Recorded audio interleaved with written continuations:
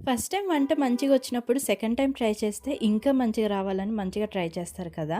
నా విషయంలో మాత్రం అలా కాదు. ఫస్ట్ టైమ్ చేసినప్పుడైతే సూపర్‌గా ఉంటుంది.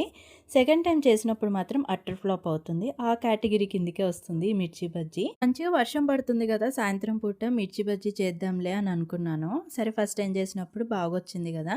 ఈసారి గూడా చేద్దాం అనుకోని జెప్టో నుంచయితే ఆర్డర్ పెట్టుకున్నాను మిర్చి బజ్జీలు. ఇవి అన్నీ తోలు తీసేసి దాంట్లోదంతా బయటికి తీసేసి మంచిగా క్లీన్ చేసుకొని అట్టి పెట్టుకున్నాను. అలానే పిండి కోసమైతే అవన్నీ రెడీ చేసుకొని పక్కన పెట్టేసుకున్నాను. ఎంత మంచిగా వస్తదో అనుకున్నాను.